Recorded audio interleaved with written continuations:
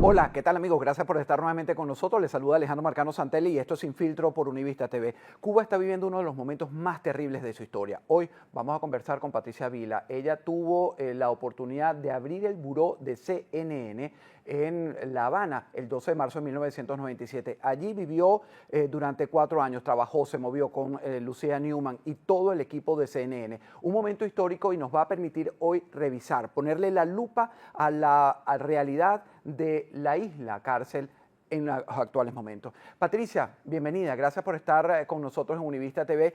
Y la primera pregunta es eso, te quiero llevar a ese marzo de 1997, donde viviste los tiempos de Fidel Castro, tiempos donde ustedes en las coberturas eran perseguidos, había una rutina que era controlada por el régimen. ¿Cuál es la diferencia para ti entre aquella época y la de hoy, 29 años después? Bueno, nunca pensé que iba a haber una Cuba como estoy viendo en este momento. Me siento horriblemente mal viendo lo que está pasando, pero es que ya estamos en una situación que algo ya tiene que suceder. Eh, Cuando nosotros nos mudamos para allá, eso fue un evento, quiero decir evento, porque era un evento, hacía 40 años que no había ninguna prensa extranjera en el país y nosotros fuimos los pioneros, nosotros fuimos los primeros que dimos paso. Y lo que quiero contar es que mucha gente piensan que ese buró se abrió porque Fidel y Ted Turner tenían una amistad. Eso no es verdad. Ellos sí se conocían, pero no era una amistad que hablaban siempre, ni se veían, ni nada de eso. Al contrario, eso fue un vicepresidente que se llamaba Larry Register, que estaba viajando a Cuba hacía 7 años para abrir ese buró, porque CNN quería ser el primer buró internacional y americano que abría en la isla. Entonces, cuando sucedió el 94, el evento de los balseros, es cuando ella llevaba un año trabajando como periodista en CNN aquí en Miami, se me presentó la oportunidad para ir y cubrir esa historia. Y en ese tiempo las personas se tienen que recordar, en los 97, los latinos no éramos mucho en los medios como somos ahora. Y en esa época, de los 10,000 empleados que tenía CNN, solamente 2% éramos hispanos. Y yo era una de ellos. Entonces fui, hice la cobertura de los barceros, me fue muy, muy bien. Estuve 3 semanas y cuando regreso, el vicepresidente Larry me dice, mira, quiero que empieces a viajar conmigo porque tú eres cubana-americana, tú hablas el idioma de ellos, tú conoces las idiosincrasias de ellos. Y así como pensó mi labor y mi pasión por la isla de Cuba. Porque como muchos de nosotros, mi papá se fue con 17 años y mi mamá con 13. Mi mamá cuando se fue con 13 nunca vio a su papá otra vez. Mi papá se montó en un avión llorando porque no se quería ir de su bella isla.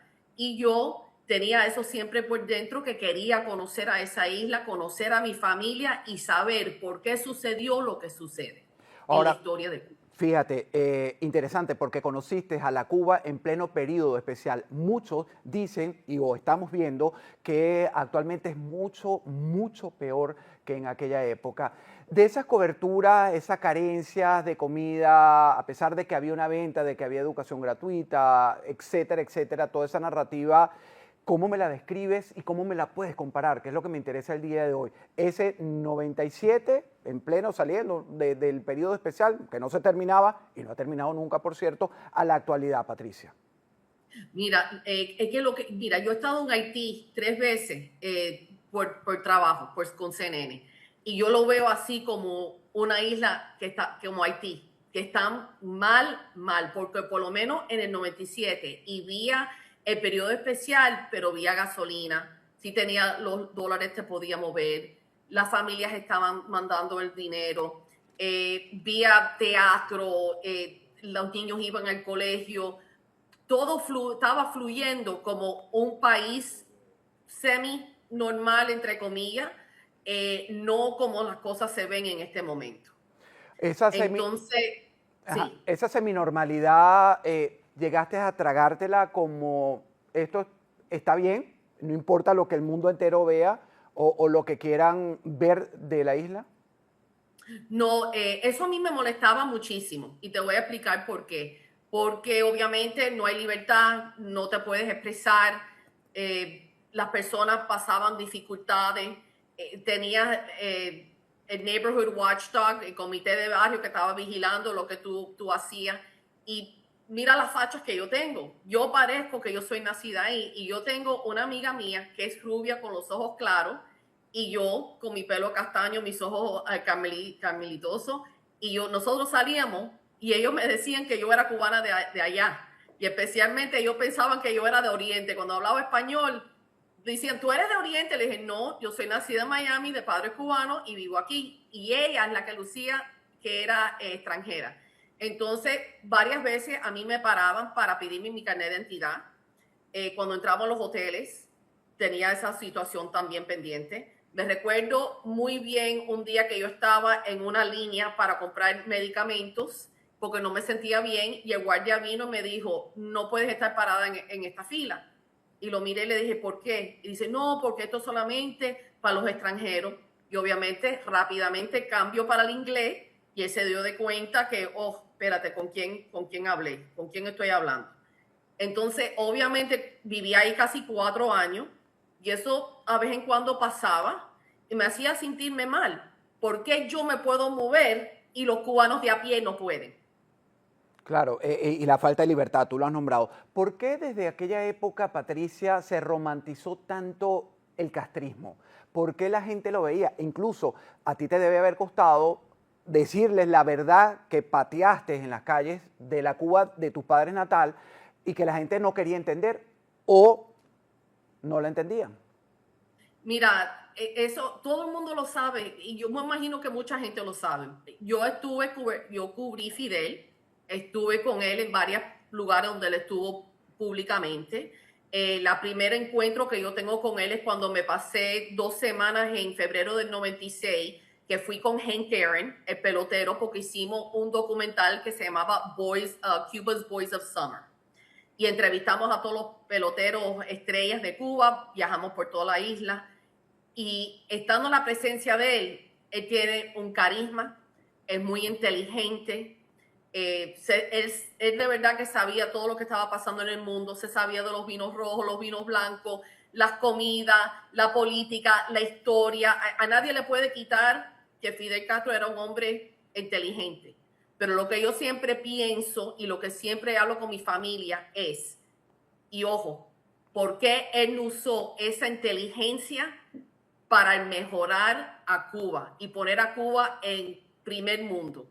Es lo que yo siempre pienso. Es una lástima que él destruyó a un país que era el primer país que tuvo televisión en color antes que los Estados Unidos, que las compañías de Ford y distintas compañías iban y probaban en Cuba sus productos primero antes que los Estados Unidos. Entonces, como que miro a esa isla ahora y como dije cuando empezamos el programa, me da tremenda tristeza porque honestamente no sé cómo, esto no va a terminar bien, te lo digo honestamente, esto yo no creo que va a terminar bien. Bueno, ya hablaremos de eso en unos minutos. Déjame seguir un poco en el pasado. Ese mismo carisma que se le reconoce, utilizado para el mal de Fidel Castro, es lo que ha producido como consecuencia una isla quebrada, este exilio tan grande, la miseria. Pero muchos gobernantes, tú lo conociste de cerca, Fidel, pero muchos gobernantes también cayeron bajo la seducción del líder, el dictador, hoy fallecido afortunadamente. Pero muchos también apuntaban a que las sanciones de Estados Unidos, ¿crees que el mundo fue complaciente y responsable de lo que está viviendo la tragedia del pueblo cubano actualmente? Mira, yo creo que es un poco de todo. Y yo sé que las sanciones eran difíciles, pero te voy a dar el ejemplo perfecto.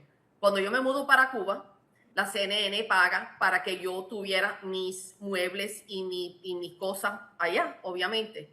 Ellos llegaron a mi casa, recogieron todas mis muebles, las cajas que yo empaqué, todas mis cosas personales en mi casa, las mandaron para Cuba. ¿Y cómo fue ese contenedor? Fue de Miami a Santo Domingo y de Santo Domingo a Cuba. Así que cosas siempre entraban y salían de la isla y todo el mundo sabe que los cubanos son muy inteligentes para lograr y conseguir cosas que necesitan. Así que, obviamente cuando yo viví en esa época, había mucha gente de negocio del Canadá que estaban ahí en construcción y en otras industrias. Así que en ese tiempo sí había negocio, yo lo conocía porque yo andaba con mucha gente, andaba con el cubano de a pie, andaba con la gente de las embajadas, las distintas embajadas, andaba con la gente de negocio. Entonces pude capturar y aprender y hacer muchas relaciones por la posición que yo tenía con la CNN. A finales de los 90, mientras tú estuviste allí, todavía se gozaba de esa Cuba que, a pesar del control, desafortunadamente, que tenía Fidel Castro, no había tantas carencias como actualmente. Cuando tuviste estas protestas del 2021, Patricia, y las que se han producido actualmente, con estos cortes de electricidad que son tan largos, con esta miseria en la que hay muchos cubanos de a pie que no tienen ni siquiera un solo bocado, y tú me señalas, esto va a terminar mal. ¿Te refieres al régimen? ¿Te refieres a la situación del cubano de a pie o las políticas que se están implementando actualmente? Yo creo que esto se va a terminar mal en varios niveles, en muchas plataformas, lo que tiene que ver con el país. Yo creo que va a terminar mal para el gobierno.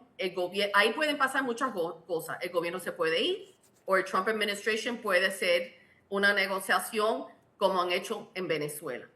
Veo la gente desesperada, pero te voy a decir algo. Tuve ahora 2 amigos que fueron a Cuba con la iglesia y han ido 3 veces. La semana pasada fui a cenar con ellos y ellos me estaban contando que el pueblo está como dividido. Hay mucha gente que apoyan lo que la administración en este momento está haciendo, pero hay otros que dicen que es demasiado porque están pasando mucha dificultad.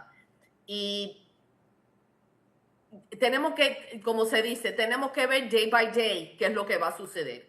A mí lo que me preocupa es que yo sé que hay gente sufriendo, hay gente que necesitaban tener cirugías por problemas de salud. ¿Cómo tú puedes mantener tu comida fresca y sana si estás perdiendo electricidad?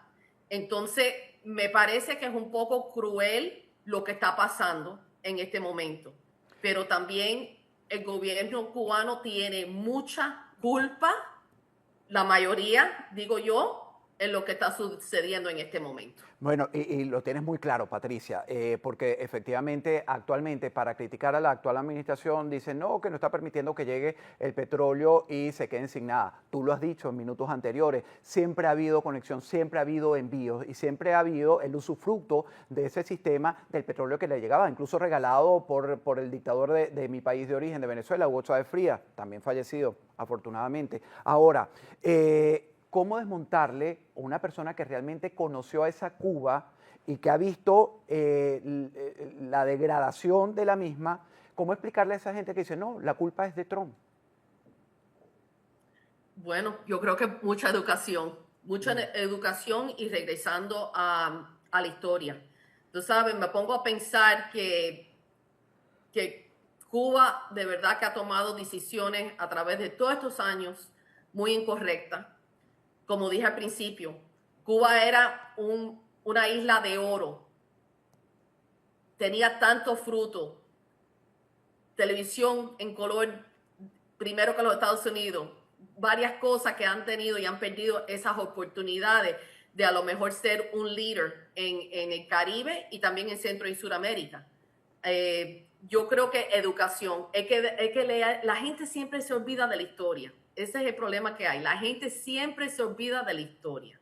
Entonces, la gente tenemos que educar, como tú haces en tu programa. Los noticieros tienen que educar. Y desafortunadamente, el cubano de a pie está sufriendo por las decisiones que ha tomado el gobierno de él. Fíjate, conociste a Fidel Castro. Llegamos Sí. con el tiempo a un Díaz-Canel. Y ahora hay la posibilidad que en esas negociaciones, el Cangrejo o cualquiera de estos familiares del entorno de los Castro, pues negocie con la administración Trump y quede ahí gobernando. ¿Te gusta esa idea? Si es la única opción que tiene el pueblo cubano, lo vamos a tener que aceptar. ¿Qué se puede hacer? Si esa es la decisión que toma esta administración en este momento, lo vamos a tener que que aceptar a ver si se puede dar un paso para adelante. Ya Co- tan para atrás no se puede ir. Ese país está derrumbado completamente. Lo vemos en todos los videos que está montando todo el mundo, lo vemos en la noticia, lo vemos en tu programa. No veo ninguna otra manera. Vamos a tener que tratar de salir de ese hueco lo más rápido que podemos y ojalá tomamos decisiones no muy radicales para ver si ese país se puede levantar y se puede arreglar. Porque eso, en ese momento, cuando eso pase y abren esa isla, que ojalá que se abra rápido para poder ver si podemos venir nosotros para ayudar a las personas en el mundo que quieren ir a hacer negocio con Cuba, apoyar a Cuba, los medicinas, los médicos, las enfermeras, todo lo que ese país necesita para poder llegar y ayudar a esas personas en ese momento, porque ahí todos nosotros sabemos que no hay nada. Patricia, fíjate que mucha gente, y sucede igualmente con el tema de Venezuela luego del 3 de enero, con la extracción de Maduro y Cilia Flores, critican porque dicen todavía está mandando Delcy y Delcy es parte de la organización criminal. ¿Ocurriría lo mismo con el exilio, que está muy dividido con el tema de que sea uno de los Castros, como ya te mencioné, probablemente el que más suena es el denominado Cangrejo, que sea el que lleve los cambios desde la isla y este exilio que tanto le costó, tanto sufrió desde los fusilamientos hasta la miseria en que han puesto a todos sus familiares, ¿lo aceptaría fácilmente o crees que se convertirían realmente en detractores de ese primer paso que pudiera llevar a la Cuba a lo que fue? Yo creo que hay personas que lo van a aceptar y hay otros que no lo van a aceptar, obviamente. Mira, yo me mudé a Cuba cuando yo tenía 26 años. Yo en enero cumplo 58. Yo nunca pensé que yo iba a estar todavía mirando a Cuba como la veo hoy. Yo tenía mi ilusión que yo iba a estar trabajando en Cuba, trabajando en Miami, yendo y viniendo, porque ese siempre ha sido mi sueño, como el sueño de muchas personas aquí en el exilio. Pero la manera que lo maneja la administración, si les gusta o no, lo vamos a tener que aceptar para dar un paso para adelante. Así como lo veo yo. Sí, dame tu opinión, por cierto, antes de seguir con un par de preguntas más de lo que ocurrió en Venezuela. ¿Te complace ver que Delcy, el hermano Jorge, Diosdado Cabello, están tutelados como unos puppets por la administración Trump? Personalmente no me gusta. Me gustaría ver unas elecciones libres y que el pueblo puede escoger a quien ellos quieren. Pero también tenemos que entender como seres humanos que todo tiene un proceso. Y estamos viviendo en este mundo un mundo muy complicado en este momento. Es como yo siempre digo en inglés, the world is on fire. El mundo entero la gente está protestando, no están contentos, quieren cambios, estamos viendo cosas que nunca hemos visto. Yo siempre digo, en los 80 aniversarios de World War II, de la Guerra Mundial, la Segunda Guerra Mundial, yo fui a Normandy. Yo fui a poner una bandera con mi mamá y un grupo de nosotros, fuimos para celebrar. Y yo siempre pienso, si esos hombres que dieron su vida vieran el mundo como está ahora, yo creo que quedaran horrorizados. Porque como dije, lo que se está viviendo en este momento, nunca yo creo que ninguno de nosotros pensamos verlo. Pero bueno, teniendo a Delcy ahí, me imagino que es un paso. Esto es lo que la administración en este momento dice. Acuérdate que hoy tenemos que ir a votar y es republicano, demócrata, lo que sea, pero tienes que salir a votar para ejercer tu voz y poner tu granito de sal.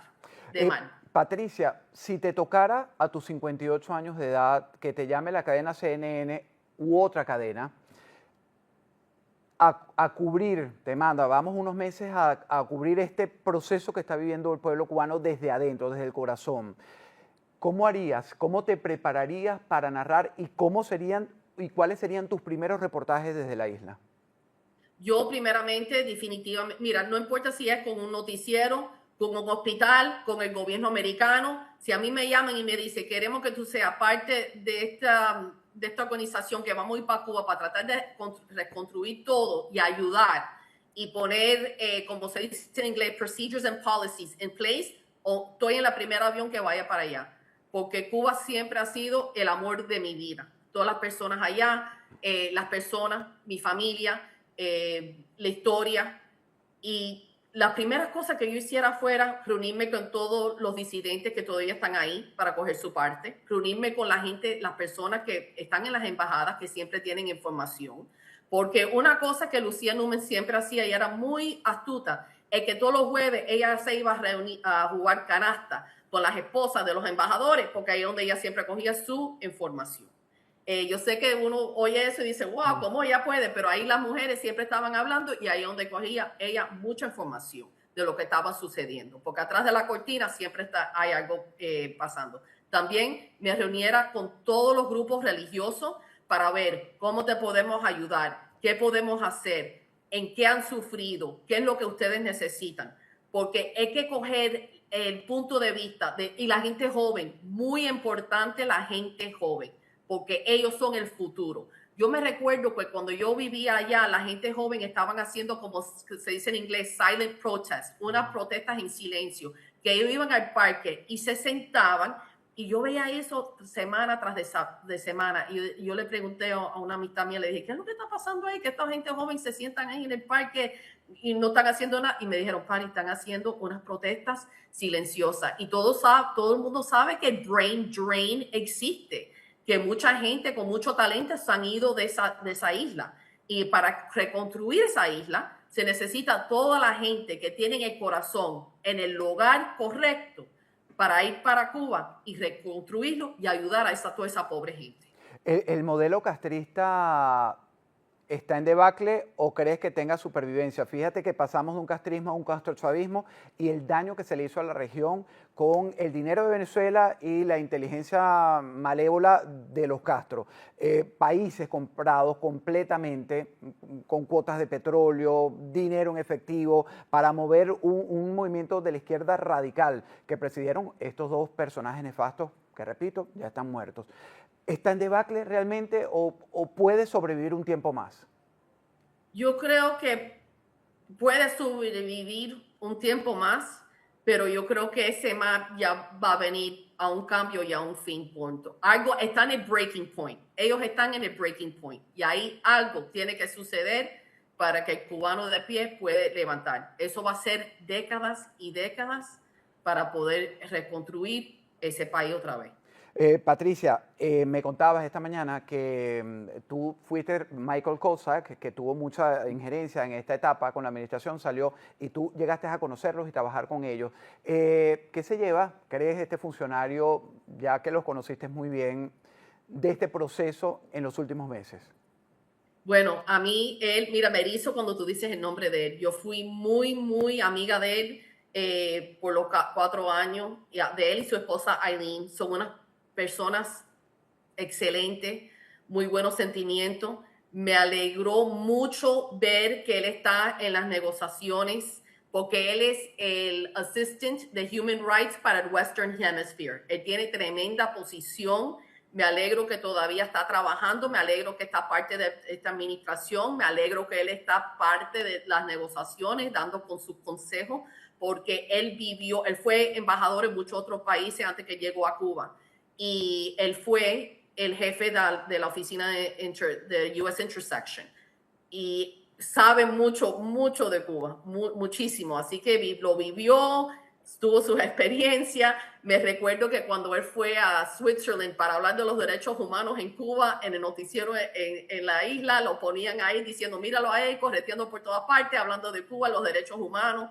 Siempre esa es su pasión y me alegro que tenemos un hombre tan inteligente y tan bueno involucrado en esta situación que todos estamos viendo en este momento. Bueno, ha habido un cambio. Él ha salido de este puesto y lo sustituye por uno más joven, pero en los consejos probablemente de lo que es su conocimiento seguirá dándoselo al equipo que preside también Marco Rubio. Finalmente, Patricia, ¿qué es lo que menos te gusta como cubana-americana, como periodista, con ese background de conocimientos que tienes de la isla por haberla vivido en uno de los momentos históricos a finales de los 90 por casi 5 años?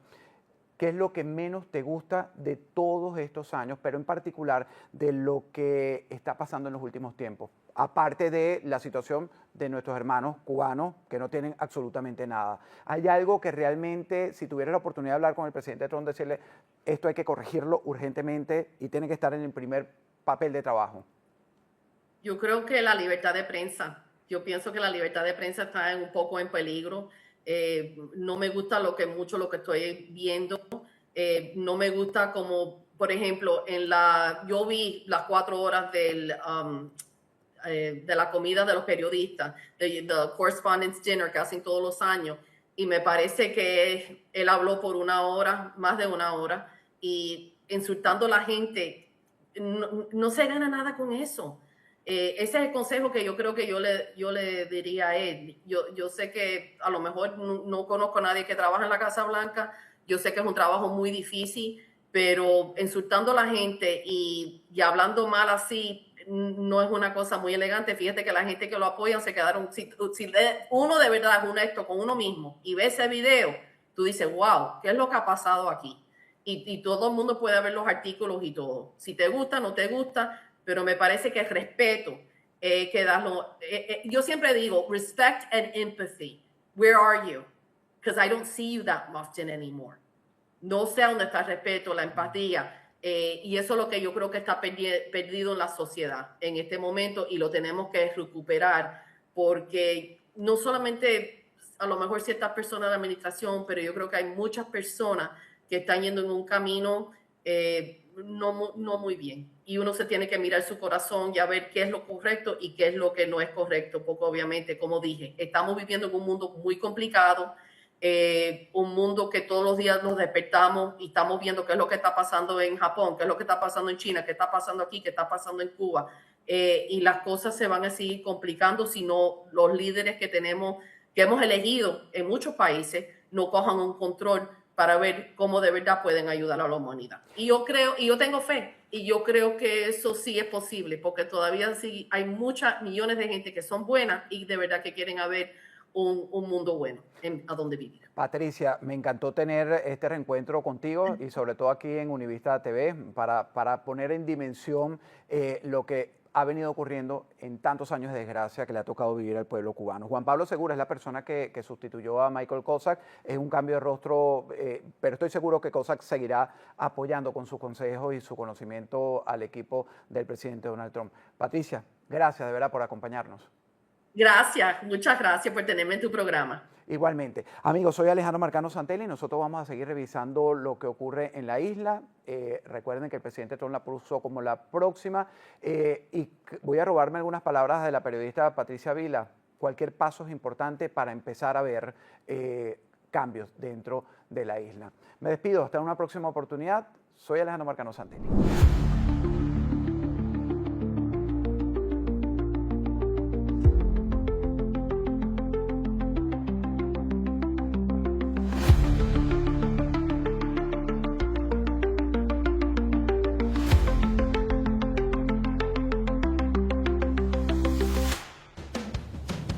Hasta el mejor conductor tiene un mal día.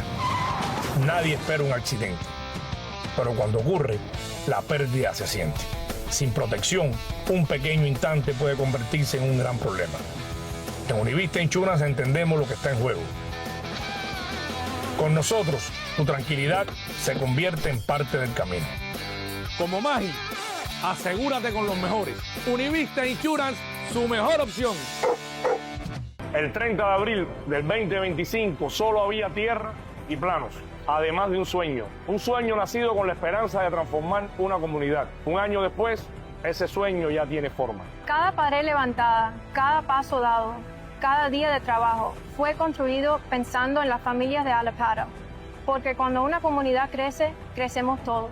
Hoy, Unicapro Alapata representa mucho más que una nueva construcción.